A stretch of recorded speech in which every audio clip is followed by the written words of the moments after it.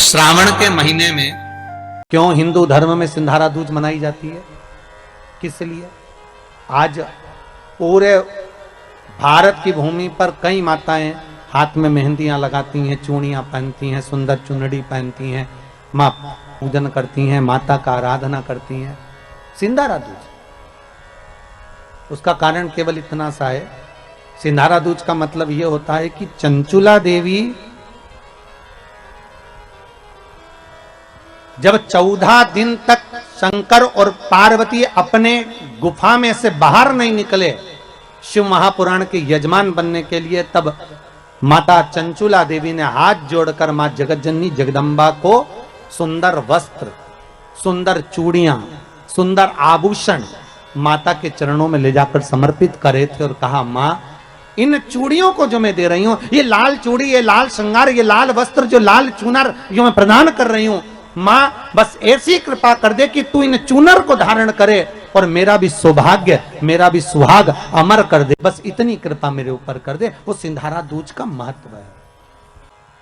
आज भारत की भूमि की सभी माताओं को सिंधारा दूज का बहुत बहुत बधाई। माता पार्वती, मां जगतजननी आपके सुहाग को अखंड सौभाग्यवती बनाए, यही भगवान से प्रार्थना। श्रावण के महीने की श्रावण शिव महापुराण की कथा सुन रहे हैं। एक बात दिल से बताना, जितनी सौभाग्यवती माताएं होती हैं, ये संक्रांति पर भी 13 चीजें दान करती हैं, 14 चीजें दान करती हैं। बीच में कोई 16 सोमवार का उद्यापन करेंगी तो भी सुहाग की सामग्री देंगी, उद्यापन करेंगी तो भी सुहाग की सामग्री देंगी, कोई कार्य करेंगी तो भी सौभाग्य की सामग्री देंगी। सौभाग्य की सामग्री का दान क्यों किया जाए? सौभाग्य सूचक वस्तुओं का दान क्यों किया जाए? सौभाग्य की वस्तुएं क्यों प्रदान करी जाती है, क्यों दी जाती है? उसका कारण क्या है?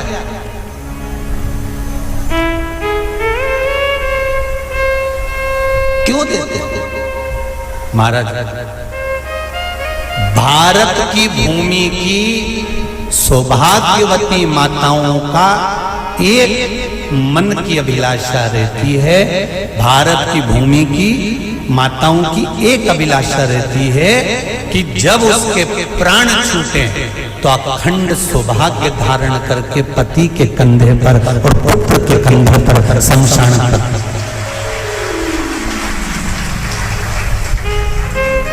ये भारत की भूमि की माताओं की सोच है, उनके मन का संकल्प, उनके मन का भाव।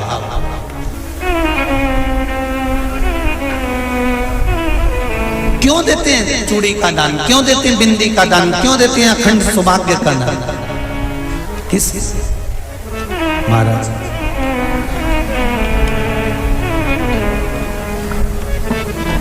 मेरे हाथों में भर भर के चूड़ी रहे, मेरे हाथों में भर भर के चूड़ी और मैया कोई कामना, मेरे मस्तक पे चमकती चूनर रहे, मेरे मस्तक पे चमकती चूनर रहे और मैया कोई कामना, मेरी मांगों में भर भर के सिंदूर रहे, मेरी मांगों में भर भर के सिंदूर रहे और मैया कोई कामना नहीं, मेरे पाँव में बिछुड़ी का जोड़ा रहे, एक बिछुड़ी नहीं, कितनी? 2, 3, 4, 5, एक एक पाँव में जोड़े से बिछुड़ी होना चाहिए, केवल एक नहीं, सिंगल नहीं। वो तो आजकल का फैशन हो गया महाराज, जो केवल एक बिछुड़ी धारण कर लो उसी में फैशन दिखे। श्रावण की शिव महापुराण की कथा कहती है जब बेटी को विदा करा जाता है और पहली बार बेटी के पांव में जब बिछुड़ी डाली जाती है तो वो बिछुड़ी भी अलग अलग नहीं होती, उस बिछुड़ी के जोड़ को चेन से एक दूसरे से बंधा हुआ होता। बोला सही है कि गलत है? जितने आस्था चैनल पर कथा सुन रहे हैं, जितने फेसबुक पर सुन रहे हैं, यूट्यूब पर सुन रहे हैं, सुन लेना कि मेरे भारत की माताओं का जब पाणी ग्रहण संस्कार किसी बेटी का होता है, उसके पांव में जब पहली बार बिछुड़ा पिनाया जाता है, बिछुड़ी पिनाई जाती है, तो वो बिछुड़ी भी एक दूसरे से बंधी हुई होती है, चेन से बंधी हुई होती है। उसको अलग अलग वाली बिछुड़ी शादी के मंडप में नहीं पहनाई जाती। क्यों? जैसे ये बिछुड़ी एक दूसरे से पांव में बंधी हुई है, तुम्हारी जिंदगी अंतिम श्वास तक ऐसी ही बंधी की बंधी हुई है। यही बंधन है।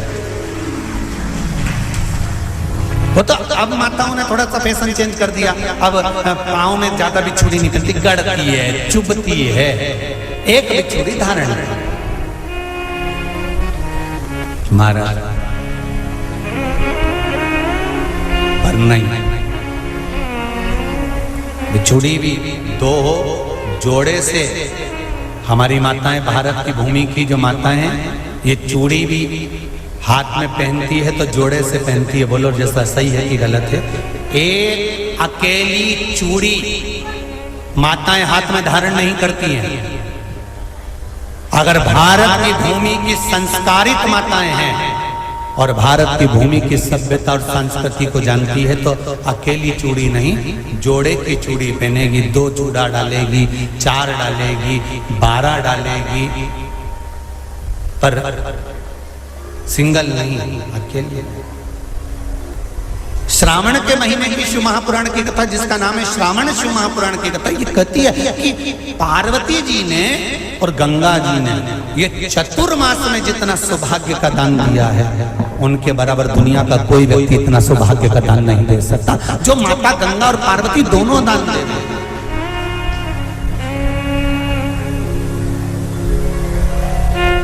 प्रतिदिन दे रहे।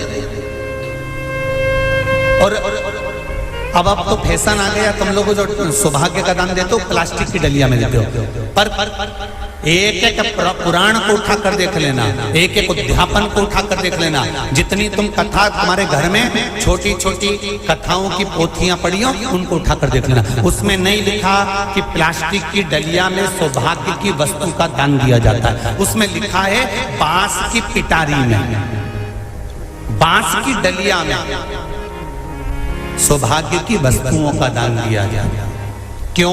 क्योंकि बांस वंश की वृद्धि करता है, बांस सौभाग्य की वृद्धि करता है, और बांस अखंड सौभाग्य। जैसे बांस का पौधा बढ़ते चले जाता है, बढ़ते चले जाता है, उसी तरह बांस की डलिया में जब दान दिया जाता है, बांस की टोकनी में जब दान दिया जाता है, तो ये भाव रखा जाता है कि तुम्हारा सौभाग्य ऐसे ही बढ़ता रहे। पर अब थोड़ा सा फैशन चेंज हो गया, तो प्लास्टिक की डलिया,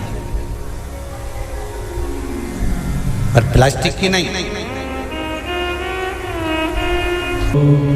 तो गंगा मैया और पार्वती मैया चतुर्मास के अंतर्गत जो त्योहार पड़ता है, चतुर्मास के अंतर्गत जो व्रत पड़ते हैं, ये किसी दूसरे के नहीं है। तीज का व्रत माता पार्वती का, छठ का व्रत माता पार्वती का, चतुर्थी का व्रत माता पार्वती का, ये सारे व्रतों की शुरुआत गंगा और पार्वती ने अपने बल से। बोलो हर हर महादेव। ये अपने बल से बनाना, अपने बल से।